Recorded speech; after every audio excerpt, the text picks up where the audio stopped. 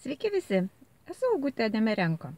Ir šiandien nutariau įrašyti, turiu truputėlį laisvo laiko, Kupiškyje, ir nutariau įrašyti video atsiliepimą į savo pirmąjį, kodėl aš nusprendžiau nebetylėti.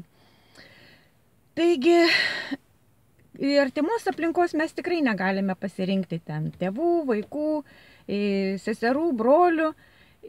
Su jais mes turime bendrauti taip, kaip turime bendrauti su giminėm. O draugus, vyrą, moterį, visus kitus kolegas mes galime ir rinktis, galime bendrauti su jais arba nebendrauti. Taigi renkamės atrodo kaip ir mes, bet turbūt mokykloje visi žinome, mokinamės tokį traukos dėsnį. Taigi ne tai, ką mes pasirenkame patys, bet mes vienas kitą pritraukiame. Ir jeigu mes nesikeičiame, tai mes pritraukiame lygiai tokį pat. Net jeigu mes ir išsiskirsime su vienu vyru, tai lygiai tokį pat gausime ir kitą, ir trečią, ir ketvirtą.